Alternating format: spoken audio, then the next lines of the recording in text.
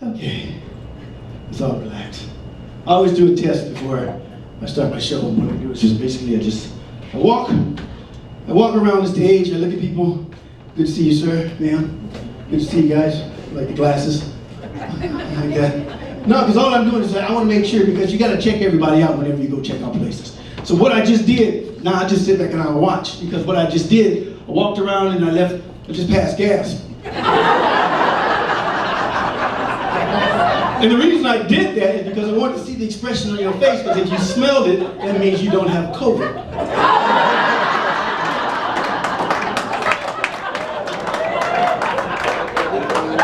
And if you didn't make a face, that means you got COVID and you need to leave. We can have you here. That's my generic test. So, I'm glad you guys enjoyed that. It's a good joke. That's just good. I like the fact that you laughed and you got teeth. That's another good thing. I do shows in South Carolina. You crack a joke in the South, you don't see any teeth at all. I was at the Columbia House Theater in Columbus, South Carolina. Did a show. The next day I go to a store, convenience store, and I saw one of the guys that was there that night. And he was standing in line, and I was hoping I wouldn't have that eye contact. And all of a sudden we had that eye contact. He's looking at me, I'm looking at him, he's looking at me, I'm looking at him. Then I looked at his hand, and he had a bag of sunflower seeds. And I started thinking, I hope you don't think I'm gonna help him chew those seeds. Have you ever seen somebody with no teeth chew sunflower seeds? They can't, they just massage the seed. Put it right back in the bag. I said that joke only to put an image in your head. If you ever buy saltless seeds, you now know they're made in South Carolina.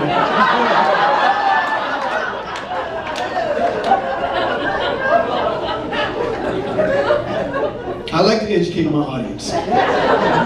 So I'm going to let you know, I am not PC, but I am correct. So I'm not gonna sit here. I say what I say. I'm gonna do what I do, and whether you like it or not, I'm still gonna be me. So don't look for me to be that PC person, because it's like, it's not gonna happen. It's not. I just keep it real. So good coming out here. It was a nice little drive. I came in from Maricopa.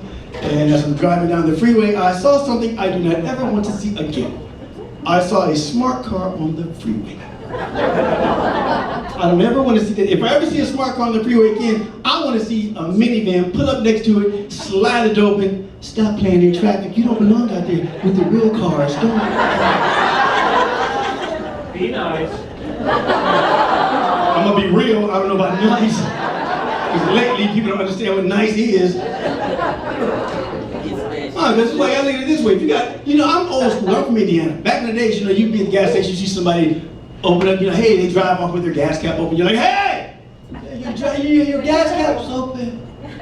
I saw a smart car the other day. I'm like, hey, you're dragging your USB cable.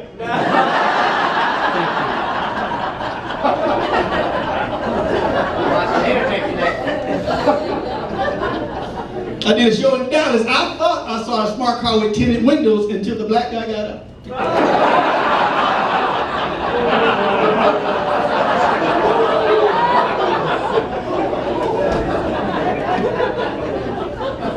Guy came to me after the show when I said that joke. He's like, I don't feel that joke was so funny about the black guy in the smart car. He's like, what if the guy was white?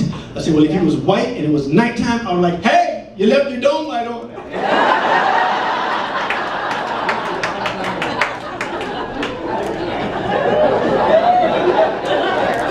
Then he had the nerve to leave. He says, well, what if he was Mexican? And then I laughed. I'm like, dude, he stole that car.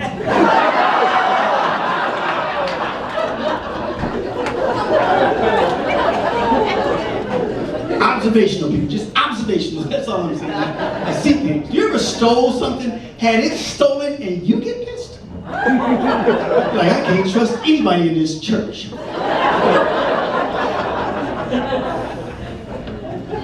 Before I was doing comedy, I was breaking into people's cars and installing 8-tracks.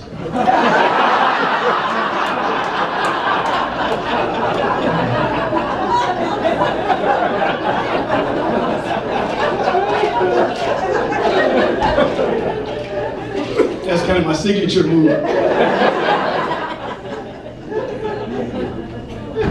remember growing up in high school, man. I graduated high school at 5'3", 113 pounds. I used to get beat up.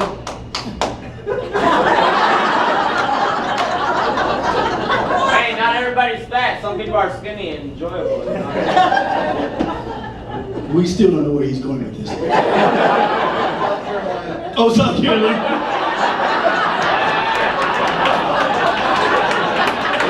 We're gonna do some work together. I did that joke once at a homeless shelter. A guy stood up, he says, "I'm from South Carolina." No lie. I said, "Prove it." He pulled him out. Pulled him out. No, I was 5'3" years, I used to get beat up. I used to get beat up from almost, it was like elementary school all the way to high school. And then I was like, okay, as I figured, hopefully you get that late growth spurt from like 5'3", 113 pounds. I was like, all right, if I get bigger, you know what, I'm gonna find out where she lived. Because it was a girl, She would do things, she just beat me up. So as time goes by, 25 years later, she did this. She actually sent me an email on Facebook apologizing for what she did. I told my friends about that. They're like, well, it must be the 12th step. I didn't know what that meant. They're like, I guess you go through these stages and whatever, then you have to apologize for whatever. I'm like, yeah. So I sent her an email back. I was like, oh, that was very nice of you. Where you live? I still want to get even. I'm bigger now. She's 6'2". No, she. Okay, you can stop. So you give one person anything that I want a piece of your check. It's like, you can't get a piece of your check, man. I understand, man. It's like life has been crazy with COVID and all that. Everybody's got their remedies. Whether you're black, white, Hispanic, Asian, it doesn't matter. So I'm looking at it like this back in the days when I'm growing up. You guys, when you got sick as a child, or if you have children down, they got sick or congested, what did you rub on your kids? I asked that question in South Carolina. A guy yells out, lotion! Something's going on in that household. I don't know what it is, but I don't feel comfortable with him screaming that out. I don't know who can attest to what I'm about to say. If you've ever heard this before, just clap your hands. Yep, I've heard that. My mom does it till this day. She's 91 years old. When me and my brother got sick, she would rub Crtazy on us. You heard about that? See, she would heat it on the stove in a pot of water. She would bring it into the room, let my brother go to bed. She would actually rub it on our chest. Then she would actually get a spoon, put sugar in it, and then drop some kerosene in the sugar, and we would ingest that. Yes. The interesting part, sometimes my dad would walk in the room smoking. He's like, they're not sitting, me and my brother be all hiding behind the curtain, like, why is Dad in the room right now? Because we are flammable. Did you not put the sign up, Mom? She still does it till this day, and I thought that was quite interesting. I told my brother, it's just like, man, I think Mom trying to kill us. I don't know where she was at, but mothers have that hearing. And I was like, I don't know where she was at, because the next night, she put candles by all the windows. I told my brother, you go first. But I'll let you know, it's like, she did that for the longest time. She started, when we were like 9 years old, she started rubbing that on us.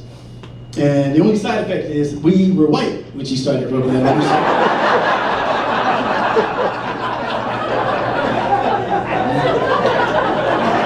Arizona sun and kerosene don't mix apparently.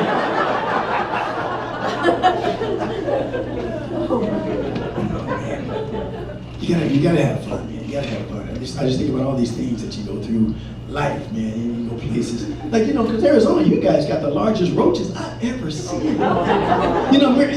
Chicago, you got the little roaches. Indiana got the little roaches, things like that. Florida's got palmetto bugs. But you got roaches like 3 and 4 inches long, an inch and a half wide. I'm like, what the heck is that? Yeah, they're like roommates. They fly. Like roommates, I don't know how you live in. I saw the first time I moved out here, I didn't know this. I was doing heavy equipment. I moved out here, I'm on 24th Street in Van Buren. I didn't know. This was about 83, 84. I saw a roach coming down the steps. I didn't know what it was. I asked the guy, like, what is that? He's like, that's a roach. I thought it was a little black baby coming down the steps.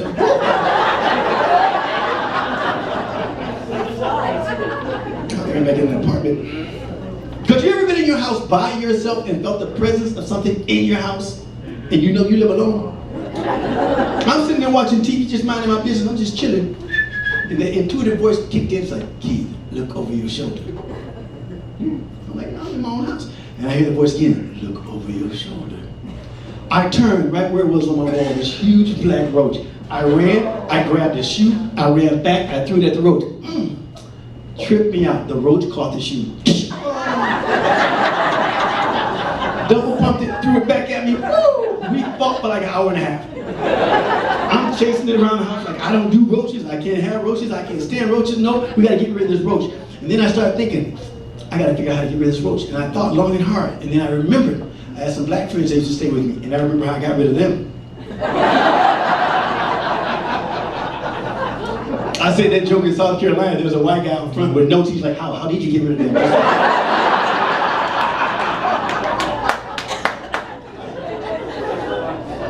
So I never finished that joke.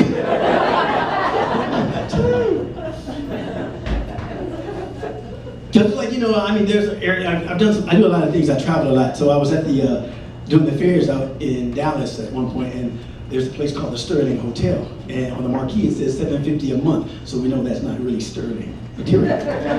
So I'm on the second floor, and me and my friend, we got a room, and we're killing roaches like as a competitive thing. Because he's in the room, I was like, you hear me?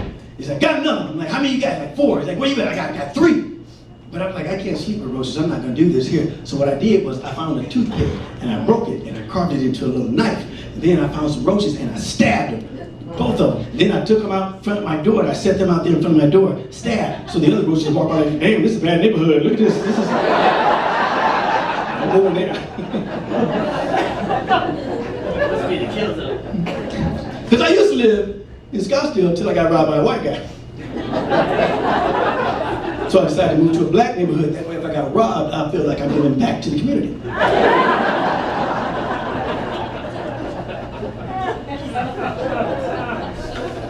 I'd always be thinking, man. No, I had a nice little spot in Scottsdale. I stayed on the second floor. Whenever I go jogging, there would be a police car outside my apartment. He would actually follow me 1.5 miles as I jogged. I was cool with that because he followed me all the way back home to make sure I got home safe. I'm like, thank you, I appreciate you. Because these people are crazy.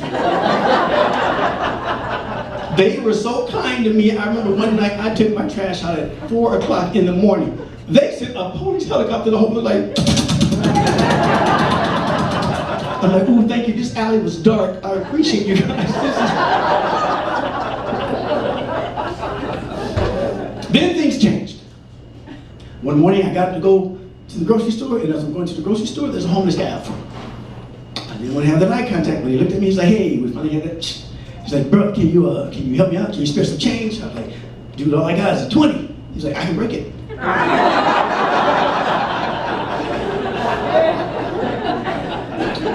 I get inside the grocery store, I'm walking around minding my own business, and this is where really things change. I'm walking around in the produce section just chilling. All of a sudden I get to an area, and I'm looking, and a lady taps me on the shoulder. I look back, I'm like, yes ma'am. She's like, you look like you could pick a good watermelon.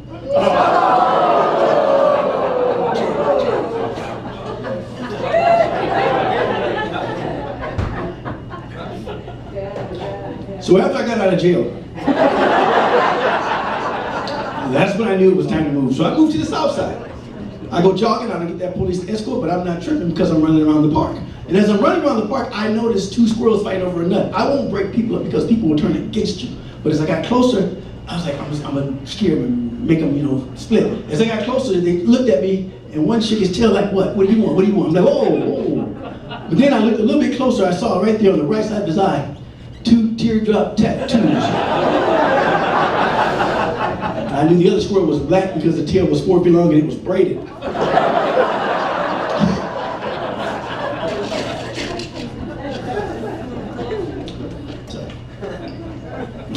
I love looking at beautiful people, man. People are changing lately. You see somebody, whatever, and I'm like, beautiful young lady.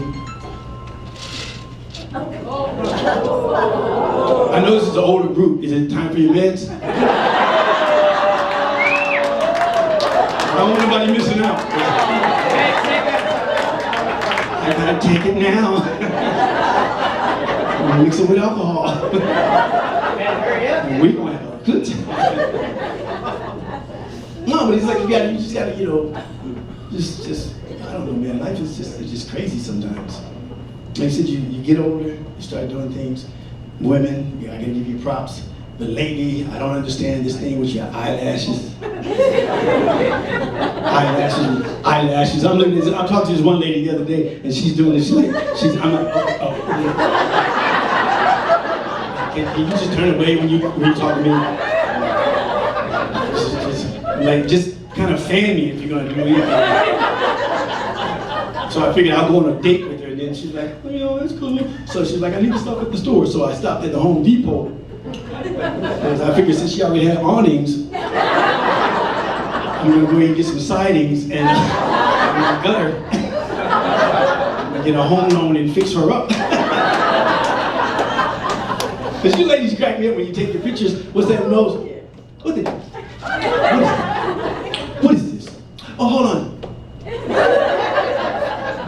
What does that do? What does that do? What does that do? It what? Makes your butt look better. Make it look like you gotta go to the bathroom.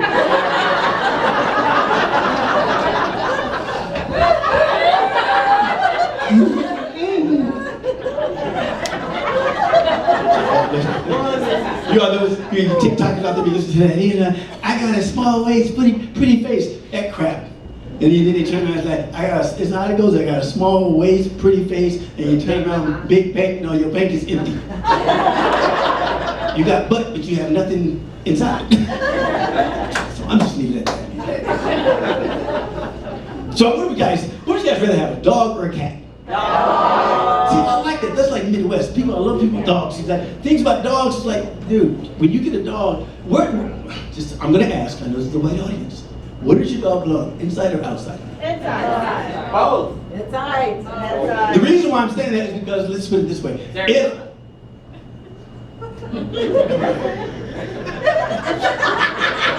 Go ahead. South Carolina. Okay, see, but check it out. The thing is, the reason I say that is because, I mean, there's a huge difference in how black people have dogs and white people have dogs. Because I understand white people, and like I said, I say what I say, and I call it because that's what I see when you have black people who have dogs. Like white people, you let your dog go, it's like, hey, he'll run away or whatever. Hey, come back. Oh, okay, he'll come back. You black people like, hey man, let your dog go. It's like, because we let him go, it's like, oh, I gotta get another one.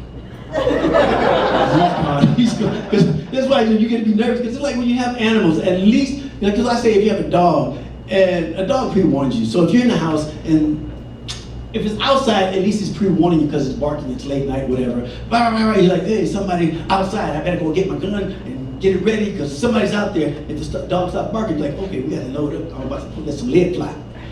If he's in the house, you're sitting there, and all of a sudden he hears something, it's like, you're like, what was that? And you're like, I don't know, what was that? And you're like, go check. He's like, I ain't checking, you go check. He's like, we both in the house right now. I think we're safe right now. Then you're like, I'm gonna go get my gun. I'm gonna go right along with you. Because I look at it this way, because if you have a dog, if somebody breaks into your house, at least the dog will help you fight. A dog, you both might die. The dog's like, I tried. It's like, me too. You get a cat, somebody breaks in the house, cat's like, oh my God, someone's in the house.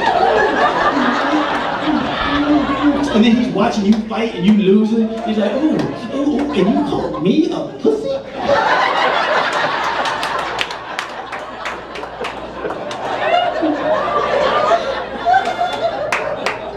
And then when the detective comes and he's looking around and he's like, I wonder what happened here. And the cat's like, he lost. And then the cat's broken off and gets the detective like, I need a new master, a new place to stay.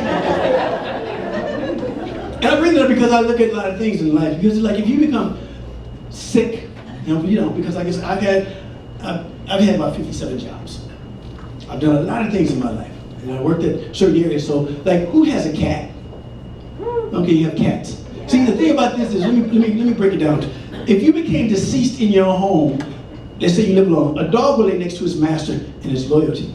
Depending on when the body is found, it could die with that master because he will not leave that master. He will die, he will not go get anything to eat. If you have a cat, he will start eating your eyes, then your tongue. I worked at a funeral home, so I know this. So for the people who have cats, question, you ever wake up and see the cat in your face? You know why the cat is in your face? He's checking to see if you're breathing. Because the minute you're like, hey, he's like, ah, oh, dang. I was like, knock your eyes out. I was gonna, tired of that cat food. I was about to, I was gonna kill you. And that makes me think because like, when I was married, my wife, she had a red Doberman Pinscher. And I didn't, thing is, she trained this dog so well, when she said, what was that? This dog actually checked out the perimeter of the house. What was that? It would stop at the window. What was that? It would stop at the window. I was like, wow. She would say kitchen. It would actually step behind the line in the kitchen. And I was like, man, if I was a dog, I'd still be married. Apparently, I'm not trainable. She did this one now. I was like, hey, baby, you left the back light on. She's like, it's for the dog so he can see. I didn't get that. I'm like, what do you mean? So the dog can see. It can see. I mean, if I had a dog with a blind stick out there like, I can't find my dish, I can't find my... It's like, no, the dog can see. So as time went by, the dog started barking too much, so she puts a bark collar on the dog.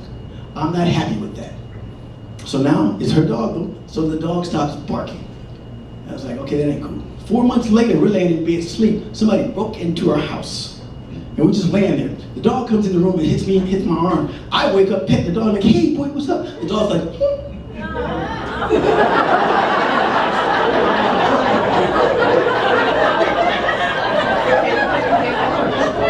and I'm just petting him like, hey, what's going on? He's like,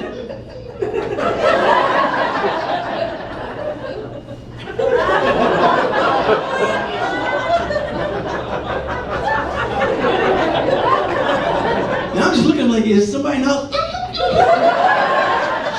Okay, what I'm gonna do is I'm gonna wake her up. Everybody get out of here. I reached over to wake her up. I had my hand almost on top of hers. Right when I got ready to touch her, he pulled my hand and be like, and I'm looking at him, he's like, so it's me and the dog are sneaking out. I hope she has her phone on vibrate, we'll call her. People don't like that joke, but I still have the dog.